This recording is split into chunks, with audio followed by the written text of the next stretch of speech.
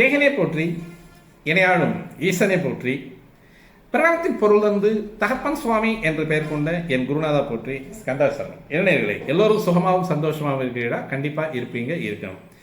எல்லோருமே மனசுக்கு நிம்மதியாக வாழ கற்றுக்கலாம். அதுவே வாழ்க்கையின் மிக அருமருந்து. இன்றைய பதிவு வந்து கேந்திர ஆதிபத்திய தோஷம் அப்படின்ற ஒரு விஷயத்தை பற்றி பார்ப்போம். இந்த கேந்திராதிபத்திய தோஷம் அப்படின்னா என்ன அப்படிங்கிறத பார்ப்போம். முதல்ல கேந்திரம் அப்படின்னா என்னங்கிறத பார்ப்போம். உங்களுடைய ஜாதக கட்டத்தில், அதாவது உங்களுடைய ஜாதகத்தில் ராசி அப்படின்னு சொல்லக்கூடிய ராசி கட்டத்தில் அந்த 12 ராசிகள் அப்படின்னு சொல்லக்கூடிய இடத்துல வந்து ஒரு இடத்துல ஏதோ ஒரு இடத்துல வந்து ஒரு ராசியில் ஒரு கிராஸ் மார்க் பண்ணி அந்த இடத்துல வந்து லா அப்படின்னு போட்டிருப்பாங்க. அந்த லா அப்படின்னு சொல்லக்கூடியது உங்களுடைய லக்னம். ராசிங்கிறது எல்லாத்துக்குமே தெரியும். அதாவது சந்திரன் இருக்கக்கூடிய ராசி அப்படின்றது தான் உங்களுடைய ராசி. அது எந்த ராசியில், அதாவது மேஷத்தில் சந்திரன்னா மேஷ ராசி, ரிஷபத்தில் சந்திரன்னா ரிஷப ராசி அப்படின்னு அப்படியே வரிசையாக சொல்லிட்டு போகக்கூடிய எந்த ராசியில் சந்திரன் இருக்கிறாரோ அது உங்களுடைய ராசி. லக்னம் எப்படி கண்டுபிடிச்சிக்கிறது அப்படின்னு பார்த்தோம் அப்படின்னா, அந்த 12 ராசிகளில் ஏதோ ஒரு ராசியில் ஒரு மூலையில் ஒரு கிராஸ் கோடு போட்டு அதில் லா அப்படின்னு எழுதியிருப்பாங்க. அதுதான் நீங்கள் பிறக்கக்கூடிய நேரத்தில் உங்களுடைய லக்னமாக குறிக்கப்பட்ட இடம். அதாவது சூரியனுடைய இருப்பு அப்படின்னு சொல்லக்கூடியது நீங்கள் பிறந்த நாளில் அந்த மணி நேரத்தில் அந்த ஜாதகத்தினுடைய அமைப்பில் அந்த ராசி சக்கரத்தில் அமைந்த இடம் அப்படின்னு சொல்லக்கூடிய லக்ன புள்ளி, அதாவது வந்து உயிர் புள்ளி, ஆன்ம புள்ளின்னு சொல்லக்கூடிய ஒரு அமைப்பு அப்படின்றது அந்த லக்ன புள்ளியை சொல்லக்கூடியது. அப்போ அந்த லக்னம் அப்படின்னு சொல்லக்கூடியது உங்களுக்கு 1ஆம் பாவம். இது ஒரு கேந்திரம். அதாவது இந்த 1ஆம் பாவம் அப்படின்னு சொல்லக்கூடிய லக்னம் உங்களுக்கு ஒரு கேந்திரம். அப்போ இந்த லக்னத்திலிருந்து 4 இடங்கள் தள்ளி போகிறது 4வது இடம் அப்படின்னு சொல்லக்கூடியது சதுர்த்த கேந்திரம் அப்படின்னு சொல்லுவாங்க. அதாவது 1லிருந்து 4ஆம் பாவம் அப்படின்றது வந்து சதுர்த்த கேந்திரம். அந்த 4லிருந்து இன்னொரு 4ஆம் பாவம் அப்படின்னு சொல்லக்கூடியது 7ஆம் இடம் அப்படின்னு சொல்லக்கூடிய சப்தம கேந்திரம் அப்படின்னு சொல்லுவாங்க.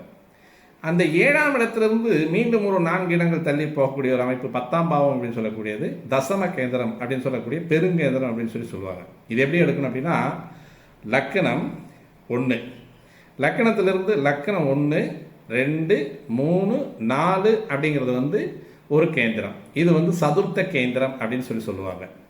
இது வந்து 4ஆம் பாவம். அதாவது வந்து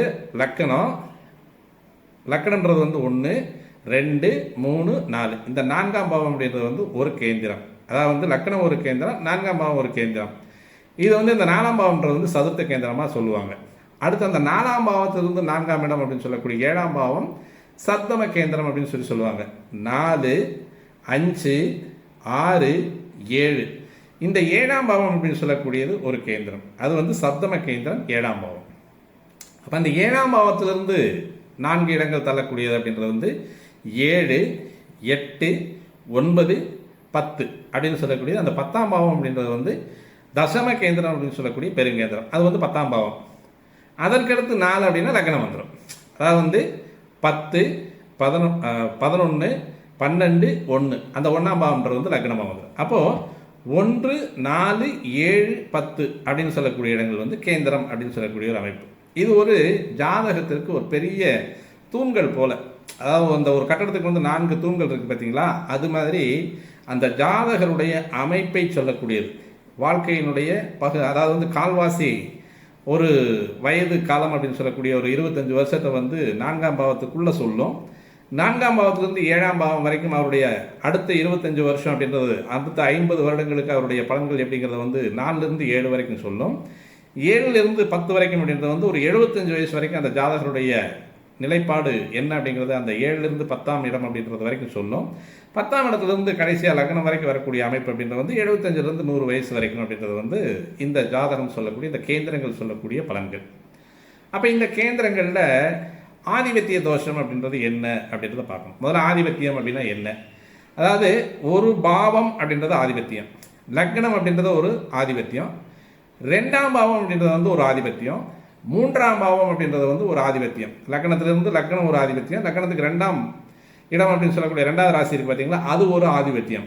அந்த 2ஆம் இடத்துக்கு அடுத்த இடம் அப்படின்றது 3ஆம் இடம் இருக்குது பார்த்தீங்களா, அது ஒரு ஆதிபத்தியம். அது அந்த 12 ராசிகளும் 12 ஆதிபத்தியங்கள் அப்படின்னு சொல்லக்கூடியது. ஆதிபத்தியம் அப்படின்னு சொல்லக்கூடியது ஒவ்வொன்றுக்குமான அந்த பத்தியங்கள் அப்படின்னு சொல்லக்கூடிய அந்த பகிர்மானங்கள் அப்படின்னு சொல்லக்கூடியது தான் ஆதிபத்தியம் அப்படின்னு சொல்லக்கூடிய ஒரு அமைப்பில் சொல்கிறோம். அப்போ இந்த ஆதிபத்தியம் அப்படின்னு சொல்லக்கூடிய அமைப்பில் எப்படி இந்த கேந்திர ஆதிபத்திய தோஷம் அப்படின்றது வருது அப்படின்னு பார்த்தோம்னா, பொதுவாக ரெண்டு மூணு பர்ஸ்பெக்டிவே இருக்குது அதில்.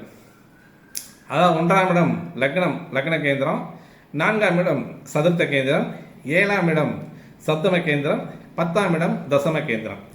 இந்த 4 இடங்கள்லையுமே உதாரணமாக எடுத்துக்காட்டாக வச்சுக்கலாம்னு வச்சுக்கோமே. இப்போ இந்த 4 இடம் அப்படின்றது 1, 4, 7 பற்றி நம்ம சொல்லிட்டோம். இதை மேஷ லக்னத்துக்கு வச்சு பார்ப்போம். மேஷ லக்னம் அப்படின்னு சொல்லக்கூடியதில் செவ்வாய் ஆட்சி இல்லையா? மேஷ லக்னத்தில் செவ்வாய் ஆட்சி ப்ளஸ் மூலத்திரிகோணம் அப்படின்னு சொல்லக்கூடிய அமைப்பில் அந்த செவ்வாய் அப்படின்னு சொல்லக்கூடிய மேஷ ராசிக்கு செவ்வாய் தான் ராசிநாதன். அதனால் அவர் வந்து அந்த இடத்துல லக்னாதிபதி அப்படின்னு வருவார்.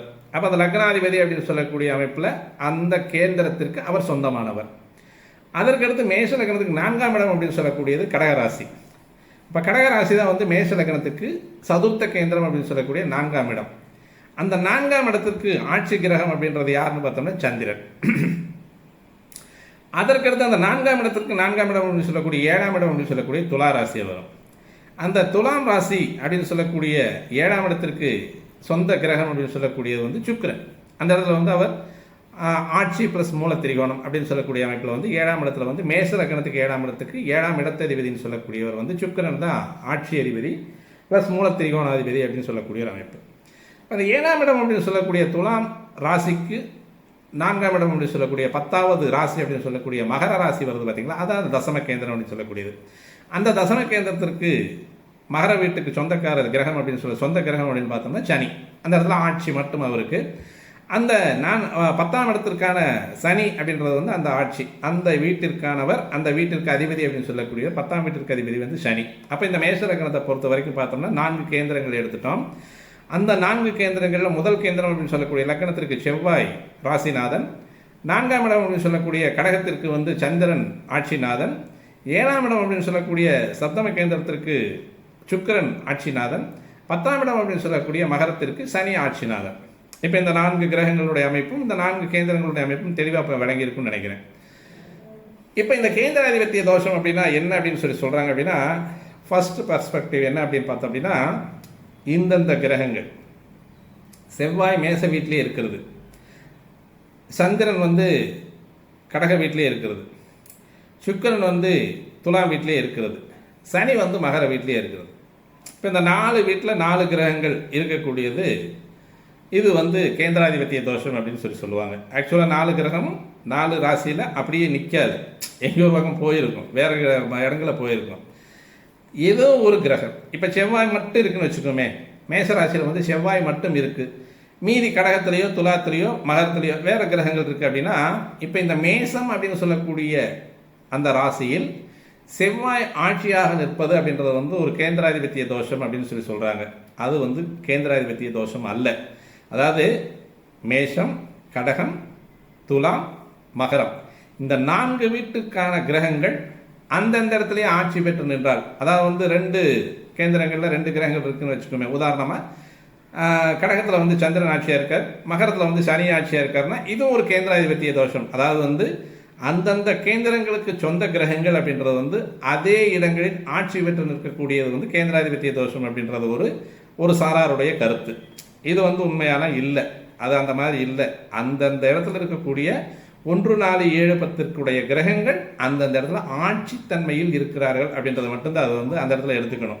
அது வந்து கேந்திராதிபத்திய தோஷமாக வராது. சரி, 2வது பர்ஸ்பெக்டிவ் என்ன அப்படின்னு பார்த்தோம் அப்படின்னா, மேஷத்தில் இருக்கக்கூடிய செவ்வாய் கடகத்தில் இருக்க வேண்டிய சந்திரன் துலாத்திலோ, துலாத்தில் இருக்க வேண்டிய சுக்கிரன் மகரத்திலோ, அல்லது மகரத்தில் இருக்க வேண்டிய சனி மேஷத்திலோ இருந்தால், அதாவது வந்து இந்த கேந்திர அதிபதிகள் அப்படின்னு சொல்லக்கூடியவர்கள் செவ்வாய், சந்திரன், சுக்கிரன், சனி, இந்த 4 கிரகங்கள் மேஷம், கடகம், துலாம், மகரம் இதில் ஏதாவது ஒரு இடத்துல போய் மாறி உட்காந்துருந்தாங்கன்னா, உதாரணமாக வந்து துலாம் வீட்டு சுக்கிரன் மேசராசியில் உட்காந்துடுறார், அல்லது கடக வீட்டு சந்திரன் மகர ராசியில் உட்காந்துடுறார், அல்லது மகர வீட்டு சனி துலாம் வீட்டில் உட்காந்துடுறார். அப்போ இது மாதிரி கேந்திரங்களை மாற்றி அமரக்கூடிய கிரகங்கள் அப்படின்னு சொல்லக்கூடியவங்க தான் கேந்திராதிபத்திய தோஷத்தை உருவாக்குவார்கள் அப்படின்றது ஒரு பர்ஸ்பெக்டிவ். இது ஒரு பார்வை. முதல்ல சொன்னது ஒரு பார்வை. இது மாதிரியான 2 பார்வைகள் இருக்குது. இந்த 2 பார்வைகளையுமே இது வந்து தவிர்க்கப்பட வேண்டிய ஒரு ஒன்று அப்படின்றது வந்து மிக தெளிவாக சொல்லிட்டு தான் வந்துட்டு இருக்கோம். ஒவ்வொரு வீடியோலையும் நம்ம சொல்லக்கூடியது கேந்திராதிபத்திய தோஷன்றது வந்து இது அல்ல. அந்தந்த கேந்திரங்களில் அந்தந்த கிரகங்கள் ஆட்சி பெற்று நின்றாலும் கேந்திராதிபத்திய தோஷம் கிடையாது. இந்த 4 கேந்திரங்கள் இருக்கக்கூடிய கேந்திராதிபதிகள் தங்களுடைய 4 வீடுகளில் 4 கேந்திரங்களில் ஏதோ ஒரு கேந்திரங்களில் மாறி அமரக்கூடிய ஒரு அமைப்பு அப்படின்றது வந்து கேந்திராதிபத்திய தோஷத்துக்கு வராது.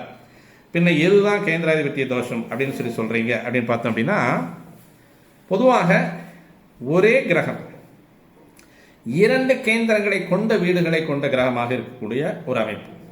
ஒரே கிரகம் 2 கேந்திரங்களுக்கு சொந்தமாக வரணும். அதாவது வந்து 1 4க்கோ 1 10க்கோ இது மாதிரியான ஒரு அமைப்புகளில் வரக்கூடிய ஒரு அமைப்பில் ஒரே கிரகம், அந்த கிரகம் வந்து 2 கேந்திரங்களுக்கு சொந்த கிரகமாக இருக்கணும். இவங்க மட்டும்தான் கேந்திராதிபத்திய தோஷத்தை உருவாக்கக்கூடிய அமைப்பில் வரக்கூடிய கிரகங்களாக வரும். இதில் யார் யார் வர்றாங்க அப்படின்னு பார்த்தோம் அப்படின்னா, குருவும் புதனும் வருவாங்க. குருவுக்கு தனுசு மீனம் அப்படின்னு சொல்லக்கூடிய 2 வீடு இருக்கு. இப்போ தனுசுலேருந்து மீனம்ன்றது வந்து 4வது வீடு. தனுசு 1, மகரம் 2, கும்பம் 3, மீனம் 4. அப்போ இந்த குருவுக்கு வந்து தனுசை வந்து 1வது வீடாக எடுத்தோம்னா மீனம் வந்து 4வது வீடாக வரும். அல்லது மீனத்தை வந்து 1வது வீடாக எடுத்தோம்னா மீனம், கும்பம், மகரம், தனுசு இது மாதிரி 4வது வீடாக வரக்கூடியது அப்படின்றது வந்து இந்த 4 வீடுகளுக்கும், அதாவது ஒரு கேந்திரத்துக்கு, ஒரு கேந்திரம்ன்றது வந்து தனுசை எடுத்தோம்னா அதுக்கடுத்து 4வது கேந்திரத்துக்கு வந்து மீனத்துக்கு 2க்கும் ஒரே கிரகம் தான் ஆட்சி அப்படின்னு சொல்லக்கூடியது குரு அப்படின்றது தான். அந்த 2 வீடுகளுக்குமே ஒரே கிரகம், 2 கேந்திரங்களுக்கும் ஒரு கிரகம். தனுசு வீட்டிற்கும் குரு தான் ஆட்சிநாதன், அதே மாதிரி மீன வீட்டிற்கும் குரு தான் ஆட்சிநாதன். இதை இப்படி வச்சுக்கலாம், தனுசு லக்னமாக வச்சுக்கலாம். தனுசு லக்னத்துக்கு 4வது வீடு அப்படின்னு சொல்லக்கூடியது மீன ராசி. அப்போ தனுசு லக்னமாக இருக்கும்போது மீன ராசி அப்படின்னு சொல்லக்கூடிய 4வது வீடாக வரும். அப்போது இங்கே ஒரு கேந்திரம் அப்படின்றது வந்து லக்னம் ஒரு கேந்திரமாக வருது. அடுத்து 4ஆம் இடம் அப்படின்னு சொல்லக்கூடிய சதுர்த்த கேந்திரம் அப்படின்றது வந்து மீன ராசியாக வருது. சரி, இப்போ மீன ராசி, அதாவது மீன ராசி வந்து லக்னமாக வச்சுக்கலாம். மீன லக்னமாக இருக்கும் பொழுது தனுசு வீடு அப்படின்னு சொல்லக்கூடியது 10வது இடமாக வருது. அப்போ மீன லக்னத்திற்கு மீன லக்னமாக வச்சுக்கிட்டோம்னா மீன லக்னத்துக்கு 4ஆம் இடம் அப்படின்னு சொல்லக்கூடியது மிதுனம் வந்து 2வது கேந்திரம், அடுத்து கன்னி வந்து 3வது கேந்திரம், அடுத்து வந்து தனுசு 4வது கேந்திரம் அப்படின்னு சொல்லக்கூடிய தசம கேந்திரமாக வரும். அப்போது எந்த பக்கம் சுற்றினாலும் இந்த கேந்திரங்களில் அதாவது 2 கேந்திரங்களுக்கு ஒரு கிரகம் ஆட்சி நாயகனாக வரக்கூடிய ஒரு அமைப்பில் வரக்கூடிய அமைப்பு அப்படின்றது வந்து இந்த புதனுக்கும் குருவுக்கும் தான் வரும். இதே மாதிரி புதனை எடுத்து பார்த்துட்டோம் அப்படின்னா மிதுனம் அப்படின்றத வந்து லக்னமாக வச்சுக்கிட்டோம்னா கன்னி 4வது வீடாக வரும், கன்னியை லக்னமாக வச்சுக்கிட்டோம் மிதுனம் 10வது வீடாக வரும். அப்போ இது மாதிரி 2 ராசிகளை கேந்திர ராசிகளாக கொண்ட கிரகங்கள் அப்படின்னு சொல்லக்கூடியதா கேந்திராதிபத்திய தோஷத்தை உருவாக்க வல்லவர்கள். சரி, இதில் இன்னொரு விஷயம் இருக்கு. குரு வந்து தனுசு வீட்டில் அதாவது தனுசு லக்னமாக வச்சுக்கணும். குரு வந்து தனுசு வீட்டிலே இருக்கார். அப்போ இவர் வந்து லக்னாதிபதியாக செயல்படுவார். அப்போ ஒரு கேந்திரத்தில் வந்து இவர் இருக்கார். இப்போ உதாரணமாக தனுசு லக்னத்திலேயே குரு இருக்கார். அங்கே ஆட்சி மூலத்திரிகோணம்ன்ற அமைப்பில் வந்து குரு இருக்கக்கூடிய அமைப்பு அப்படின்ற வந்து லக்னாதிபதியாகவே செயல்படுவார். சரி, அப்போ இவருக்கு அடுத்து 4வது வீடு அப்படின்னு சொல்லக்கூடிய தனுசு லக்னமாக இருந்தால் 4வது வீடு மீனமாக தானே வரும்.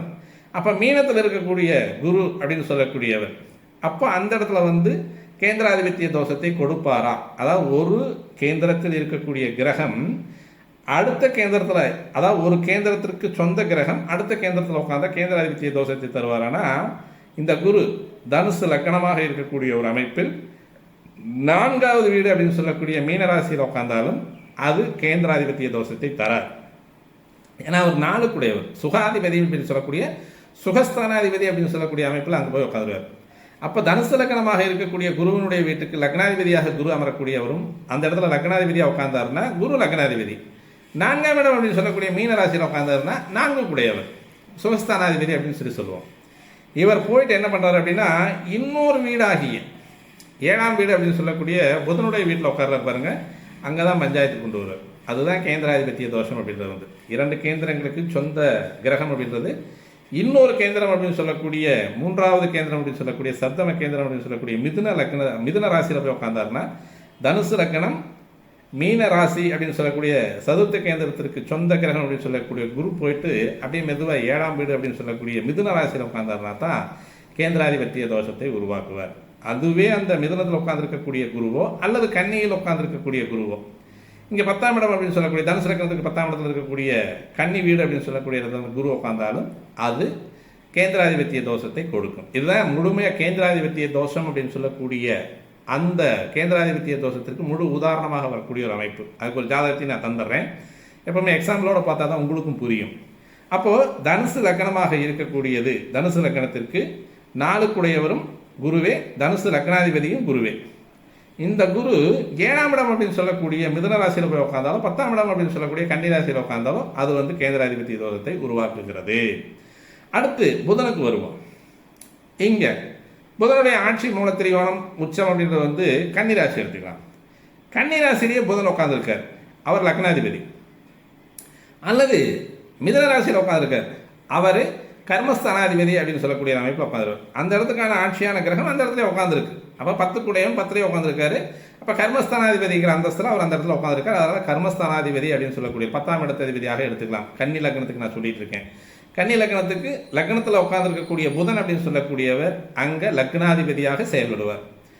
அதுவே மிதுன ராசியில் உட்காந்துருக்காரு அப்படின்னு பார்த்தோம் அப்படின்னா கன்னி லக்னத்துக்கு 10ஆம் இடத்ததிபதியாக கர்மஸ்தானாதிபதியாக செயல்படுவார். இவர் அப்படியே மெதுவாக இந்த பக்கமாக வர்றார். எங்கே உட்கார்றாரு? தனுசு வீட்லேயோ மீன வீட்லேயோ உட்காந்துட்டாருனா தான் அந்த கேந்திராதிபத்திய தோஷத்தை கொடுப்பார். அப்போ கன்னி லக்னத்திற்கு 4ஆம் இடத்துல போயிட்டு புதன் உட்கார்ந்தால், லக்னாதிபதி 4ல் போய் உட்கார்ந்தாலோ, அல்லது கன்னி லக்னத்துக்கு லக்னாதிபதி 7ஆம் இடம் அப்படின்னு சொல்லக்கூடிய மீனராசியில் உட்கார்ந்தாலோ கேந்திராதிபத்திய தோஷம். இதுதான் கேந்திராதிபத்திய தோஷத்தினுடைய முழு பரிமாணம்.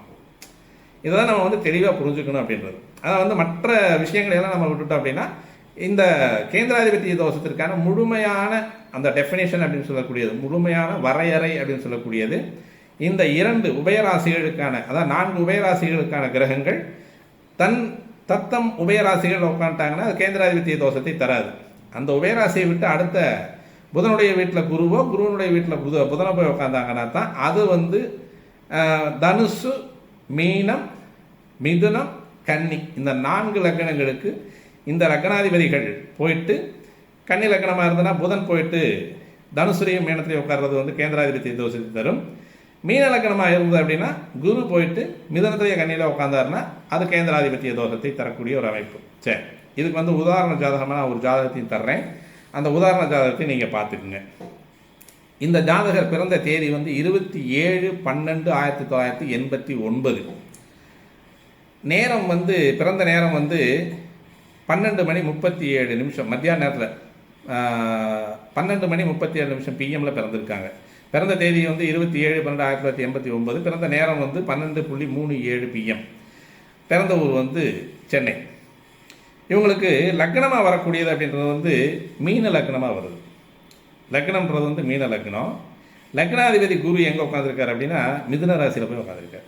இதுதான் கேந்திராதிபத்திய தோஷம் அப்படின்னு சொல்லக்கூடியது. அதாவது மீன லக்னத்திற்கு சொந்தக்காரர் குரு, அந்த மீன லக்னத்திற்கு 10ஆம் இடம் அப்படின்னு சொல்லக்கூடிய தசம கேந்திரத்திற்கு சொந்தக்காரர் குரு. இப்போ 1-10க்கு சொந்தக்கார கிரகம் எங்கே போய் உட்காந்துருக்காருன்னா 4ஆம் பாவம் அப்படின்னு சொல்லக்கூடிய சுகஸ்தானத்தில் போய் உட்காந்துருக்காரு. அப்போ அந்த 4ஆம் பாவம் அப்படின்னு சொல்லக்கூடிய சுகஸ்தானத்தில் போய் உட்காரக்கூடிய 10க்குடையவன் 4ல் போய் உட்காந்துருக்காரு, லக்னத்திற்குடையவன் 4ல் போய் உட்காந்துருக்காரு. இதில் ஒன்றும் பெருசாக வந்து தப்பாக இருக்கிற மாதிரி இல்லையே அப்படின்னு சொல்லுவீங்க. தவறுகளை நடத்தக்கூடிய ஒரு அமைப்பில் இருக்குது. இந்த கேந்திராதிபத்திய தோஷம்னா என்ன பலனை கொடுக்குது அப்படிங்கிறதையும் பார்ப்போம். இந்த ஜாதகத்தினுடைய அமைப்பை நான் தெளிவாக சொல்லிடுறேன். இந்த ஜாதகத்தை நீங்கள் பார்த்துக்குங்க.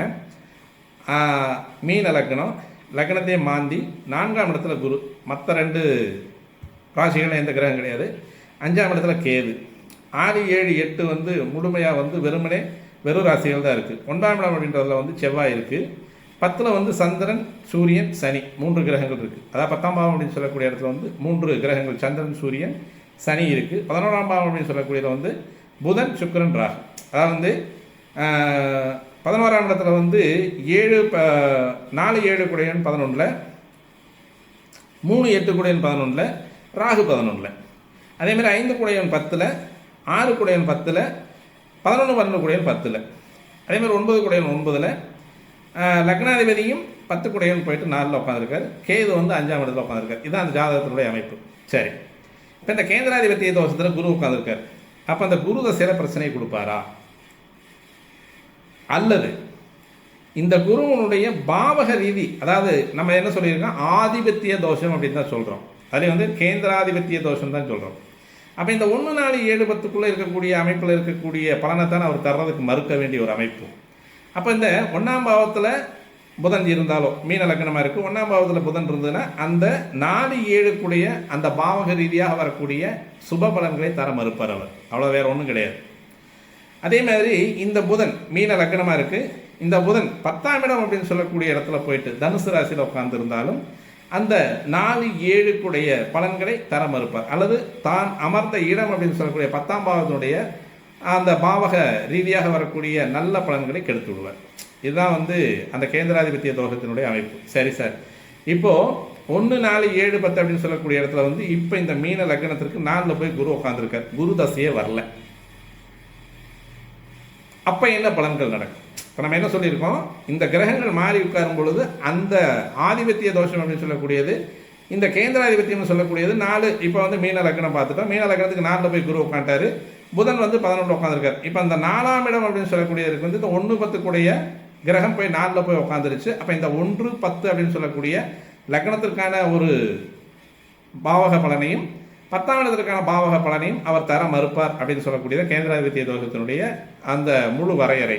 அப்போ இவர் என்ன செய்வார் அப்படின்னு பார்த்தோம்னா, இங்கே இந்த கிரகம் அந்த தசையை நடத்தலை, இந்த தசை வரல அப்படின்னா அந்த பாவத்தில் எந்த கிரகங்கள் இருக்கிறதோ, உதாரணமாக லக்னத்தில் ஏதோ ஒரு கிரகம் இருக்குது இல்லை, இந்த ஜாதகத்தை பொறுத்த வரைக்கும் அந்த லக்னத்தில் எந்த கிரகமும் இல்லை, 4ஆம் இடத்துல இருக்கக்கூடிய குரு அவருடைய தசையே வரல, இவருடைய பிறப்பு நட்சத்திரம் பார்த்தோன்னா மூலம், கேது தசையில் தான் பிறந்திருக்கார். அப்போ கேது தசை அப்படின்ற போது குரு தசையை சந்திக்கிறதுக்கு ரொம்ப காலமாயிரும், அவருடைய வயோதிக காலத்தில் தான் வரப்போகுது. ஏன்னா கேது 7, சுக்கிரன் 20 27, அப்புறம் சூரியன் ஒரு 6 33, சந்திரன் 10 43, செவ்வாய் 7 50, ராகு ஒரு 18 68, அடுத்து வரக்கூடிய 68 வயசுக்கு மேலே தான் குரு தசை வரப்போகுது. அப்போ அதுக்குள்ளே அந்த கேந்திராதிபத்திய தோஷம் வேலை செஞ்சால் என்ன, செய்யாட்டி என்ன, வாழ்க்கை நல்லபடியாக வாழ்ந்து முடிச்சிருவோம். போகக்கூடிய காலத்தில் கேந்திராதிபத்திய தோஷம் வந்தால் என்ன, வேறு ஏதாவது ஒரு ஆதிபத்திய தோஷம் வந்தாலும் அதை பற்றி நமக்கு கவலை இல்லை. சாக போகிற காலத்தில் சங்கரான்ட்டு போயிடலாம் இல்லையா. ஆனால் இந்த 1 10 கிரகத்தினுடைய அமைப்பில் 4ஆம் இடத்துல போய் உட்காந்துருக்கக்கூடிய கிரகம் அப்படின்னு சொல்லக்கூடியது அந்த தசையை வரல, விட்டுருவோம். ஆனால் இங்கே இந்த 1ஆம் இடத்துலையும் இந்த 10ஆம் இடத்துலையும் ஒரு கிரகம் நின்று தசை நடத்தும் பாருங்க. இப்போ இந்த ஜாதகத்தில் 10ஆம் இடத்துல சந்திரன் சூரியன் சனி 3 பேர் உட்காந்துருக்காங்க. இப்போ இந்த சந்திர தசையிலையும் அவங்களுக்கு அந்த பிரச்சனை வரும், சூரிய தசையிலையும் அந்த பிரச்சனை வரும், சனி தசையிலையும் அந்த பிரச்சனை வரும். இந்த 3 தசைகளுமே அவர்களுக்கு பிரச்சனை உள்ள தசைகளாக வரும். இது என்ன ஆதிபத்தியத்தை கொண்டது? சந்திரன் 5ஆம் பாவம் அப்படின்னு சொல்லக்கூடிய ஆதிபத்தியத்தை கொண்டவர் 10ல் உட்காந்துருக்கார். அப்போ அந்த 5 குழந்தை, 5 கல்வி, 5 புகழ், 5 பிரபலம் அப்படின்னு சொல்லக்கூடிய 5 காதல். அப்போ இந்த பாவக பலன்களை பூராமே தருவதற்கு இந்த சந்திரன் மறுக்கும் அவருடைய தசையில் எல்லாமே தந்துருச்சு. எதை தந்துருச்சு? 5ஆம் பாவத்திற்கான குழந்தைகள் இல்லை, அது குழந்தையை பெற்றுக்கூடிய ஒரு அமைப்பிலேயே அந்த ஜாதகருக்கு அந்த உடல் தேற்றம் அப்படின்றது இல்லை. அப்போ 5ஆம் பாவம் அப்படின்றது கெடுக்குது. 10ஆம் பாவத்தில் ஆதிபத்தியத்தில் உட்கார்ந்த கிரகம் அப்படின்னு சொல்லக்கூடியது அதை கெடுக்குது. அப்போது அந்த 5ஆம் பாவம் அப்படின்னு சொல்லக்கூடிய காதலையும் கெடுக்குது. நல்ல வேலையாக இந்த சந்திர தசை வர்றதுக்கு முன்னாடி அவங்க படித்து முடிச்சுட்டாங்க, அதனால் படிப்பை கெடுக்கல, படிப்பை கெடுக்க முடியலை. அதனால் அந்த வாழ்க்கையினுடைய அமைப்பு அப்படின்னு சொல்லக்கூடியது குழந்தைகளை தர மறுக்கிறது, அந்த புகழை தர மறுக்கிறது, அந்த எண்ணத்தை காதலை தர மறுக்கிறது அப்படின்றது சந்திர தசையில் கொடுக்குது. அதற்கு முன்னால் இருக்கக்கூடிய சூரியன் அப்படின்னு சொல்லக்கூடியது 6ஆம் பாவத்தினுடைய தசை. 6ஆம் பாவம் வம்பு, வழக்கு, எதிரி, நோய் நொடி, இதையெல்லாமே அந்த 6 வருஷ சூரிய தசையிலே தெளிவாக கொடுத்து முடிச்சிட்டார். அப்போ அடுத்து வரக்கூடிய சனி தசைன்றது ரொம்ப காலம் இருக்குது. ஆனாலும் கேது தசை அப்படின்னு சொல்லக்கூடியது 5 வருஷம் 10 மாதம் 24 நாள் இவங்களுக்கு இருந்தது. அந்த கேது தசைங்கிறது குறிப்பாக ஒரு 6 வருஷம் வச்சுக்கலாம். 6 வருஷம் எதுவும் செய்யலை. அடுத்து சுக்கிரன் எங்கே இருந்திருக்காரு? 11ஆம் பாவத்தில் இருந்தால் தசை நடத்தியிருக்காரு. அப்போ லாப சுக்கிரனாக இருந்திருக்காரு. இவர் 3 8 இருந்திருக்காரு. அப்போ 20 வருஷம் சுக்கிர தசையிலையும் ஒரு 6 வருஷம் கேது தசையிலையும் போயிடுச்சு. 26 வயசுக்கு பின்னால் அந்த திருமணம் அப்படின்னு சொல்லக்கூடிய சூரிய தசையில் திருமணத்தை பண்ணி வைக்கிறார். யார்? இந்த சூரியன் திருமணத்தை பண்ணி வைக்கிறார். அப்போ அந்த சூரியன் திருமணத்தை பண்ணி வைக்கக்கூடிய ஒரு அமைப்புக்கு வரும்போது அந்த 6 வருஷம் அப்படியே நகர்ந்து போயிடுது. அப்போ சுக்கிரனுடைய 20ம் அதோடு 6 26 அப்படின்னு சொல்லக்கூடிய அமைப்பில் அந்த சுக்கிர தசையும் கேது தசையும் தள்ளி போயிட்டு சூரியனும் தசை நடத்தும் போது அந்த கல்யாணத்துக்கான ஆர்ப்பரிப்பெல்லாம் வரும் இல்லையா. 26 வயசுக்கு மேலே ஒரு பொண்ணுக்கு கல்யாணம் நடக்கலை அப்படின்னா கொஞ்சம் யோசனையாக இருக்கும். அப்படின்றதுனால அப்படியும் அந்த திருமணங்களுக்கான ஏற்பாடுகளெல்லாம் நடக்குது. அந்த சூரிய தசை முழுசாக தள்ளிட்டு வந்துடுறாரு. தள்ளிட்டு வந்ததுக்கு பின்னால் அந்த 5ஆம் பாவம் அப்படின்னு சொல்லக்கூடிய 5ஆம் பாவாதிபதி சந்திரன் வந்து தசை நடத்தும் பொழுது அந்த 5ஆம் பாவத்திற்கான அமைப்பில் அந்த சந்திரன் உட்கார்ந்துருக்கக்கூடிய அமைப்பு அப்படின்றது மூலம் அப்படின்னு சொல்லக்கூடிய நட்சத்திர பாவத்தில் உட்காந்துருக்கு. அந்த மூலம் அப்படின்னு சொல்லக்கூடிய இவருக்கு இடம் கொடுத்தவர் போயிட்டு கேது 5ஆம் பாவத்தில் உட்காந்துருக்காரு. அப்போ வந்து இந்த நட்சத்திர பரிவர்த்தனையில் வந்து இந்த கிரகம் உட்காந்துருக்கிறது அப்படின்றதுனால அந்த திருமணத்தை நடத்தி வைக்கக்கூடிய ஒரு அமைப்பு. அப்போ அந்த சந்திரன் அப்படின்னு சொல்லக்கூடியது இந்த லக்கணத்திற்கு 10ஆம் பாவம் அப்படின்னு சொல்லக்கூடிய இடத்துல போயிட்டு அந்த கர்மஸ்தானத்தில் உட்கார்ந்து தசை நடத்தக்கூடிய ஒரு அமைப்பு. அந்த திருமணம் அப்படின்னு சொல்லக்கூடிய திருமணஸ்தானாதிபதி அப்படின்னு சொல்லக்கூடிய செவ்வாய் 9 தான் ஸ்ட்ராங்காக உட்காந்துருக்காரு. 2ஆம் இடம் பாதிக்கப்படலை. 2ஆம் இடம் அப்படின்னு சொல்லக்கூடிய வேறு ஒரு கெடுக்கிரகங்களால் பார்க்கப்படலை. அதனால் வந்து அந்த 2ஆம் பாவாதிபதி அப்படின்னு சொல்லக்கூடிய செவ்வாய் 9 உட்காந்ததுனால அந்த சந்திர தசை செவ்வாய் புத்தியில் வந்து கல்யாணத்தை பண்ணி வச்சிடுறாரு. கல்யாணத்தை பண்ணி வச்சு முதல் திருமணம் அப்படின்றது வந்து முறிவுபட்டு போகுது. அடுத்து 2வது திருமணம் அப்படின்னு சொல்லக்கூடிய ஒரு அமைப்புக்கு 2வது திருமணம் நடக்குது. அந்த 2வது திருமணமும் ஒரு கேள்விக்குறியான ஒரு விஷயம் அப்படின்னு சொல்லக்கூடிய ஒரு அமைப்பில் இந்த ஜாதகருக்கு அந்த திருமண வாழ்க்கை அப்படின்றது 5ஆம் இடம் அப்படின்னு சொல்லக்கூடியது மனசு அப்படின்னு சொல்லுவோம், மனசாட்சின்னு சொல்லுவோம், நல்ல ஒழுக்கம் அப்படின்னு சொல்லுவோம், காதல்னு சொல்லுவோம், படிப்பு அப்படின்னு சொல்லுவோம். அவள் வந்து அந்த சுக்கிர தசையெல்லாம் நடந்ததுனால படிப்பெல்லாம் அந்த தடைப்படலை. இங்கே இந்த இடத்துல வந்து அந்த 10க்குடைய பாவத்தில் வந்து சூரியனும் சந்திரனும் அமர்ந்தது அப்படின்றது வந்து அந்த திருமண வாழ்க்கையை தடை செய்து அந்த திருமண வாழ்க்கையை நடத்தி வைத்து அதிலும் ஒரு திருமண முறிவை கொடுத்து அதற்கடுத்து திருமணத்தை நடத்தி வைத்து அதிலும் முறிவை கொடுக்கக்கூடிய ஒரு அமைப்பு அப்படின்னு சொல்லக்கூடிய அமைப்பில் இந்த சந்திர தசையும் அந்த சூரிய தசையும் அப்படின்னு சொல்லக்கூடியது வந்து அந்த வயது, அதாவது பருவ வயதுக்கு ஏற்ப பலன்களை கொடுக்கக்கூடிய அமைப்பில் அந்த 2 கிரகங்களும் இந்த கேந்திரங்களில் ஆதிபத்தியம் எடுத்து அமர்ந்து அந்த கிரகங்களுடைய அமைவில் அவருடைய வாழ்க்கையில் வரவேண்டிய சுப பலன்களை தர மறுக்கிறது அப்படிங்கிறது தான் நிதர்சனமான உண்மை. அப்போ இந்த இடத்துல எந்த மாதிரியான பலன்களை கொடுக்குது அப்படின்னா, இந்த 4ஆம் இடத்துல இருக்கக்கூடிய குரு பார்த்துட்டு தான் இருக்கார். தன்னுடைய வீட்டை தானே பார்த்துட்டு இருக்கக்கூடிய கிரகமாகவும் இருக்கார். அவர் வக்ரமாயும் உட்கார்ந்துருக்காரு. இருந்தாலும் இந்த 10ஆம் இடம் அப்படின்னு சொல்லக்கூடிய இடத்துல வந்து இந்த 3 கிரகங்கள் சேர்ந்த வந்து ஒரு கொள்ளி வைக்கிறதுக்கு ஒரு பிள்ளை இல்லை அப்படின்றது வந்து ஒரு நிதர்சனமான உண்மையாக வருது. 5ஆம் பாவம் அப்படின்னு சொல்லக்கூடியது 5ஆம் பாவாதிபதி தான் வந்து தசை நடத்திட்டு இருக்காரு. இப்போ வந்து ஏதோ ஒரு பிரச்சனைகள் வம்பு வழக்குகளில் வந்து அவங்க வந்து அந்த 2ஆம் திருமணத்தையும் பிரியக்கூடிய ஒரு அமைப்பில் இருக்கக்கூடிய ஒரு ஜாதகராக இவர் திகழக்கூடிய ஒரு அமைப்பு. அந்த பிள்ளை பேர் அப்படின்னு சொல்லக்கூடியது அடுத்த வாரிசு, அடுத்த சந்ததியை கொடுக்கக்கூடிய அமைப்பில் இருக்கக்கூடிய கிரகம் 10ஆம் இடத்தில் அமர்ந்து அந்த சந்ததியை கொடுக்க மறுக்கிறது. அதற்கான உடல்வாகு அப்படின்றது வந்து அவங்களுக்கு இல்லை. அந்த உடல் தேற்றம் அப்படின்றது வந்து மெதுவாக குறைஞ்சு வியாதிகளை கொண்டு வந்து கொடுத்து அந்த குழந்தை பேர் அப்படின்னு சொல்லக்கூடிய ஒரு அமைப்புக்கு வந்து அவங்களுக்கு தகுதி இல்லாத ஒரு நபராக மாற்றி இருக்கக்கூடிய ஒரு அமைப்பில் இந்த சந்திரதசை நடத்திட்டு இருக்கு. அதுக்கடுத்து வந்து இந்த சந்திரதசை முடிஞ்சு அடுத்து வரக்கூடிய செவ்வாய் தசையில் இவங்க வந்து ஓரளவுக்கு நல்ல பலனை அடைவார்கள் அப்படின்ற மாதிரியான ஒரு அமைப்புகள் எல்லாம் இந்த கேந்திராதிபத்திய தோஷம் எடுத்த கிரகங்கள் அந்த தக்க வயதில் தருண வயதில் நடக்க வேண்டிய யோகமான பலன்களை தடுத்து அவயோக பலன்களை மட்டுமே தருகிறார்கள் அப்படின்றத இந்த கேந்திராதிபத்திய தோஷத்தினுடைய முழு பலன்கள் அப்படின்றத சொல்லி நம்ம இந்த வீடியோ முடிச்சுக்கலாம். மீண்டும் நல்லதொரு பதிவோடு உங்களை சந்திக்க வருகிற நண்பர்களே, நன்றி, வணக்கம்.